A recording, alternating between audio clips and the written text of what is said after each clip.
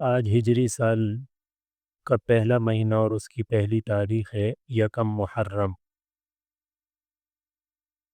تو بعض لوگ یہود و نصارہ کی نقالی اور دیکھا دیکھی میں جس طرح وہ لوگ شمسی سال جب شروع ہوتا ہے تو مبارکباد دیتے ہیں، تو مسلمان بھی بعض بیچارے ان کی دیکھا دیکھی کہتے ہیں یہ اسلامی سال ہے، وہ اس کی مبارکباد دینا شروع کر دیتے ہیں۔ تو ہم ہر چیز میں رسول اللہ صلی اللہ علیہ وسلم کے طریقے کے پابند ہیں۔ اسلام میں ایسا کوئی تصور نہیں ہے کہ سال شروع ہو رہا ہے تو سال کی مبارکباد دینا شروع کر۔ بعض لوگ جمعے کی بھی مبارکباد دیتے ہیں، تو ہر چیز کی مبارکباد نہیں ہے۔ بس یہود و نصارہ کی نقالی میں کہ وہ جب یکم جنوری ہوتا ہے تو اس وقت وہ لوگ مبارکباد دیتے ہیں، اب ہم بھی مبارکباد دیں گے۔ وہی ان کا اپنا طریقہ ہے، ہمارا اپنا طریقہ ہے۔ لکم دینکم ولی دین، تمہارے لیے تمہارا دین ہے، ہمارے لیے ہمارا دین ہے۔ ہم اپنے طریقے پر چلیں گے، ان کے طریقے کو دیکھنے کی ضرورت نہیں ہے کسی بھی چیز میں۔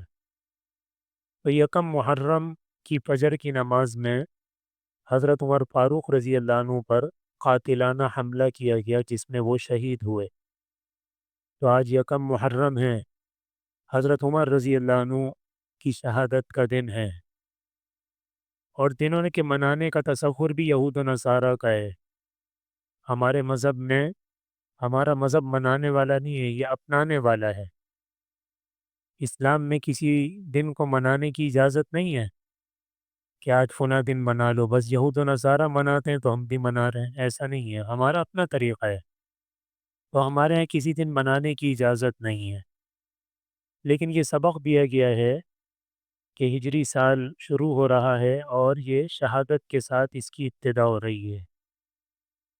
اس نے کہ ایمان کا مطلب کیا ہے، ایمان کے مطلب کو بھی سمجھنا ہے۔ جو آدمی ایمان لاتا ہے، جیسے کہ ہم سب ایمان لائے ہیں ماشاءاللہ، تو ایمان کا مطلب اللہ تعالیٰ سے ایک سودا ہے۔ اور اللہ تعالیٰ سے سودا کیا ہے؟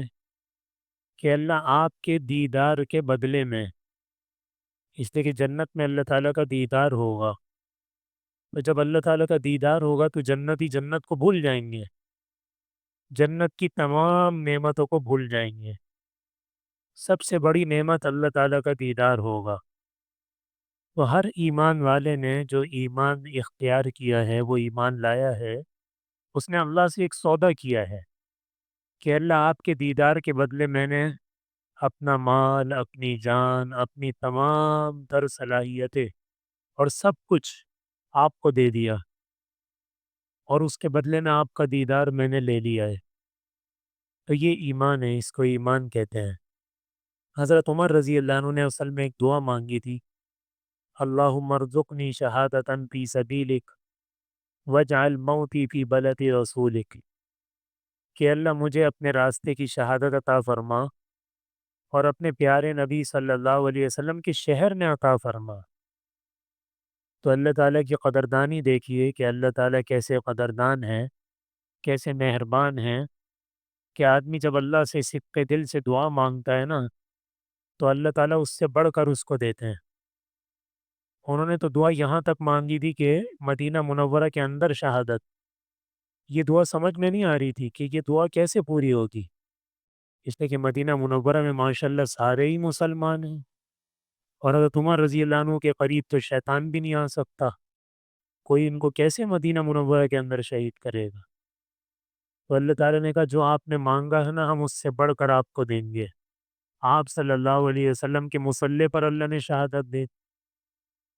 فجر کی نماز پڑھا رہے تھے، ابو لولو مجوسی غلام تھا، اس نے دو دھاری خنجر سے پیٹ پہ حملہ کیا، پیٹ میں گھونپ دیا اس نے، لیکن فجر کی نماز موقوف نہیں ہوئی۔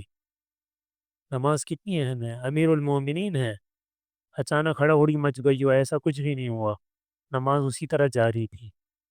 اسلام میں ایک طریقہ ہے شریعت میں کہ اگر امام کو کوئی حادثہ پیش آ جائے، جیسے امام کا وضو ٹوٹ گیا یا کوئی ایسے اس کے زخم تھا وہ جاری ہو گیا، تو اس کا طریقہ یہ ہے کہ امام پیچھے والے کا ہاتھ پکڑ کے اس کو اپنی جگہ کرے گا، اور وہ نماز کے تسلسل کو اسی طرح لے کر آگے تک چلے گا۔ اسی وجہ سے حدیث میں یہ حکم ہے کہ امام کے قریب ایسے لوگ کھڑے ہوں جو نماز کے مسائل سے بخوبی واقف ہوں۔ اگر امام کو کوئی مسئلہ آ جائے تو وہ نماز سنبھال سکیں۔ اگر ایسا آدمی امام کے پیچھے کھڑا ہو گیا، اس کو پتہ ہی کچھ نہیں ہے، امام نے اپنی جگہ کیا، اس نے پوری قوم کی نماز ہی خراب کر دی، اس کو تو پتہ ہی کچھ نہیں ہے۔ تو اس لیے امام کے قریب ہر آدمی کو نہیں کھڑا ہونا چاہیے، جس کو سارے مسائل پتہ ہوں وہ کھڑا ہو۔ تو حضرت عبد الرحمن بن عوف رضی اللہ عنہ کا ہاتھ پکڑ کے اپنی جگہ کھڑا کیا، انہوں نے نماز پوری کرائی۔ حضرت عمر رضی اللہ عنہ سائد میں بیٹھ گئے، یعنی کہ نماز موقوف ہو گئی، نماز حسب معمول پوری کی گئی، پھر حضرت عمر رضی اللہ عنہ کو اٹھا کے لے کے گئی۔ تو نماز اتنی اہم ہے۔ تو یہ ایک شہادت ہے، پھر شہادت حضرت حسین رضی اللہ عنہ کی ہے۔ تو شہادت کا جذبہ اگر مومن کے دل میں نہیں ہے تو آپ صلی اللہ علیہ وسلم نے فرمایا کہ یہ نفاق کی موت مرے گا، منافق ہو کر مرے گا۔ تو اس لیے ہر مسلمان پر، ہر ایمان والے پر یہ فرض ہے کہ اپنے دل کے اندر وہ جذبہ شہادت رکھے کہ جب کہیں کہیں موقع آئے گا تو میں اپنی جان کا نذرانہ اللہ کے دربار میں پیش کروں گا۔ اگر یہ دل میں نہیں ہے تو پھر وہ اپنی خیر منائے، وہ منافق ہے۔ آپ صلی اللہ علیہ وسلم نے یہ فرمایا ہے۔ اللہ تعالی ہم سب کو اپنے فضل و کرم سے بلا استحقاق شہادت کی موت عطا کرے۔